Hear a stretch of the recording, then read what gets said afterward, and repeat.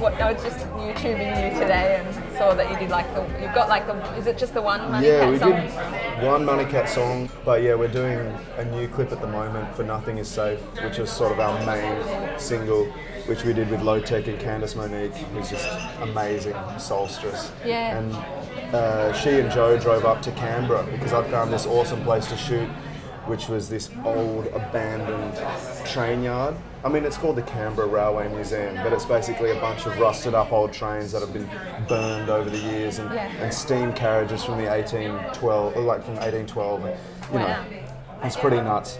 And so we sort of shot this whole kidnapping scenario where Candice has kidnapped me and is trying to torture me to find out the whereabouts of Joe and Low Tech and Issue.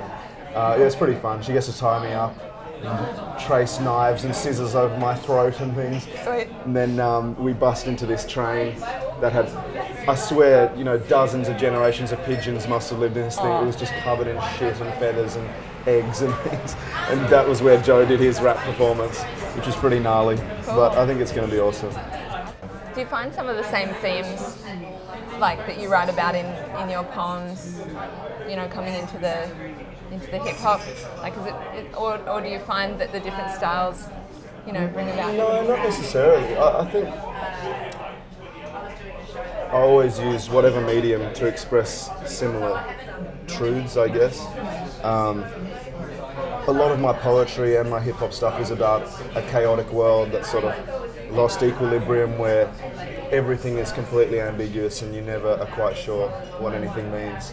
And I think they're just different mediums to express that and to express my uncertainty with the world and myself and what I believe in. Well, I like that in your work too, because it's like, I know, yeah, you talk about a lot of injustices and social issues and things, but on a personal sort of level as well. Because there's nothing I loathe more than preachy poets and rappers who sort of pick up this issue and run with it when they don't have any personal connection to it. It rings hollow and it seems tokenistic a lot of the time. And in that poem, you still love the shoes, you know, like well, exactly. the contradiction. That was the first slam poem I ever wrote when I entered the ACT slam poetry competition. It was kind of funny because they didn't have enough people to enter, and it was at the National Library. And this guy called me up, Julian Fleetwood, and he was just a bit stressed out, and he said, "Look, we don't have enough people. Would you be willing to go in it? I know that you rap. Could you just do a rap?" And I thought, yeah, I could just do a rap, but it'd be interesting to play around with this style. I'd never thought of doing it before. And so I wrote that poem about sneakers and how that related to exploitation of workers in Malaysia tapping rubber and whatnot, because my family's from Malaysia. And my grandma, you know, for many years was tapping rubber in the jungle in Borneo. And I think it always has more power and more integrity if you're speaking from a personal point of view about these issues.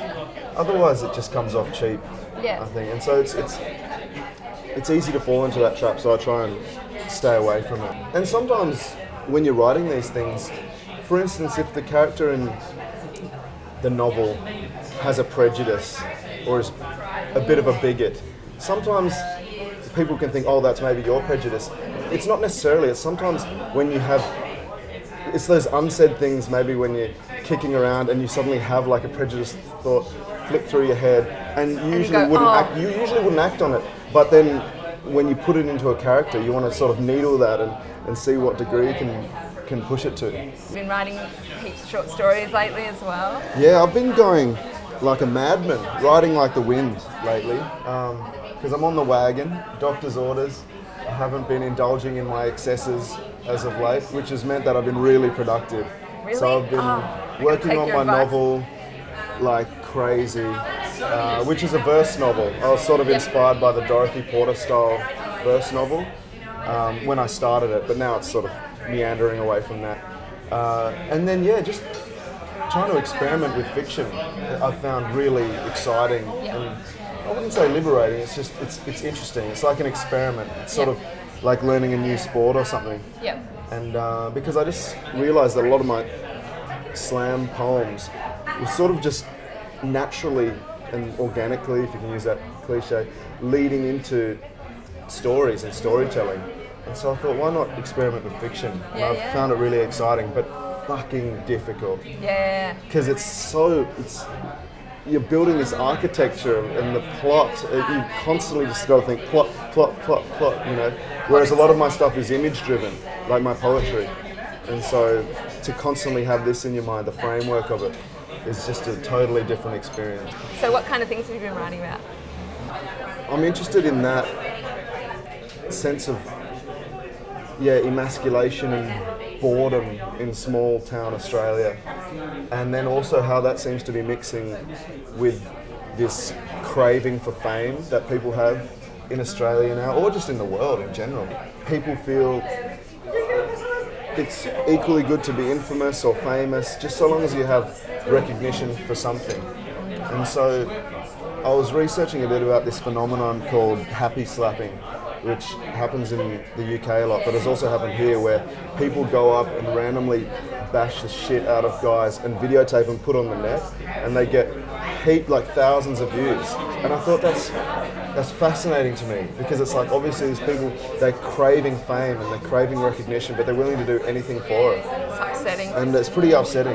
But I think those are the sort of things you should be able to interrogate and look at through fiction, even though it's pretty hard to do, probably as a writer and as a reader. Yeah, it's confronting. And you point the finger at yourself. That's what you were saying about the Air Force One's poem, and I did a poem called My Generation, which a lot of people have heard, where people acted as if I was pointing the finger at everybody else, but really I was looking at my own prejudices in that poem, my own misogyny or bigotry, and then, you know, and superficiality and materialism, and putting it there, because I think I am a product of my environment, and this environment is getting a bit sick. You sort of wonder, that's why sometimes you despair as a writer, because you think, you know, well, as a poet, are you just preaching to the converted? Because most people are going to hold fairly similar views to you anyway. You know, is there any point? You know, but I think there is, because it's all we can hope to do is make our own little changes in our own little ways, and that's it. You know, if there's just a few kids out there who weren't feeling very confident about expressing themselves, and then through my work or through the work of other slam poets or MCs, they find a new way of expressing themselves, then that's good enough. Especially, and I don't like to bring the sort of ethnic side of things into it too much, but especially a lot of young people of Middle Eastern backgrounds or Islander backgrounds, Aboriginal kids, that are always spoken about in mainstream society. You know, people are always making comments about the media or politicians, but you don't hear from them. So when you give them a voice, that's like the most powerful political tool that you can give somebody. And so that's what a lot of us are hoping to do through hip hop and through slam poetry. It's just give some people a voice. But that idea of ego is kind of interesting. I've just been thinking about it a little bit, to do with being a writer, because I think most writers have to have an ego. Firstly, to survive in this kind of cruel world that we're in. Of rejection and constant rejection and criticism from everybody. And also just to believe that your words are worthy of an audience. In a small way, that shows that you have to have a bit of an ego. But then at the same time, it's like a paradox, like at the same time, to move forward with your writing, to become better, you've got to be completely humble and know that you don't really know much at all, and be willing to learn from people around you. So it's this weird sort of balancing act, like keeping those two things going at the same time. It's so true, because if you're too humble and too sort of anxious, you never get anything out there. You might write some stuff, but you'll never show anyone, you know. And it'll be anodyne, and you won't be trying to, you'll be trying to please everybody and things like that. But then again, if you have too much ego, you'll never listen to criticism, or, you know, and you won't improve. So it's like, there's this medium, isn't there? I was reading this thing by William Faulkner. He was talking about that, and saying that the student has to pay ultimate respects to his teacher and to his mentor, and respect what they've done and their achievements. But at the same time, the student always wants to surpass the teacher, and that's just the nature of being a writer. Like deep down, everyone wants to do that, and I think that's just what keeps it pushing forward. You know? I'm really getting into Roberto Bolaño at the moment. It's just, he's my man at the moment. He's a bit of a genius, I think. Cool. A weird, crazed man. Yep. And I like Hemingway a lot too. I really like that economical style of writing, and I like that in poetry and in rapping as well. Like, because a lot of MCs are really into kind of verbose, multi-syllable rhyme schemes where people are showing off and using long words and really elaborate patterns, but I've never really been into that. I like it when writing is really boiled down so that the emotion and the ideas can shine through a bit better, and I think Hemingway does that. And then, I mean, this sounds like a long bow to draw, but you know, in hip-hop, like Master Ace and guys like that, I always related to them more than the people who are sort of a bit more weird and oblique. Yeah. I often want to indulge my lyrical excesses, and I've heard my friend Nam, like, he talks about this a lot, about how, because he started off in poetry, he always sort of leans towards the more lyrical, and it's like paring that back the whole time and taming it, and I feel the exact same thing. So when you do a first draft, is it often a bit more, like, do you go and redraft, and is that when you really sort of take note of, oh, I don't need that many adjectives, or I'm the same in that way? Definitely. Well, it just depends. Sometimes I just write in a whole lot of different ways. It depends what sort of mind state I'm in. Yep. Sometimes I can be just really considered straight off the bat and just pretty much write it straight out. In the zone. With no edits. But then other times it's just, I just chuck it all out there. Yep. And then piece it together slowly and cut things off. Okay, well, tell me if you think this is wankery. I met this author once, a young author, who... Probably wankery. He said he had to, like, basically, you know, remove himself from the world and couldn't have a girlfriend or anything because he was working on a novel. Right. Do I know this person?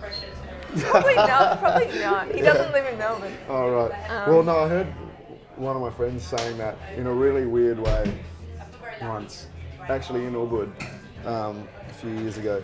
And he was saying he considers now his pen to be his penis, so he's had to choose between women and writing. And but he still likes every now and then to be inspired by women. So what he did was he put an ad on Craigslist. Any women out there, do you want to sit with me while I write? But you can't say a word, you can't say anything. And you know, dozens of people replied. And so this woman turned up, he didn't even buy her a coffee. He just sat there writing, he didn't say his name, he didn't introduce himself, just wrote while she sat there for 8 hours. Muse. Yeah.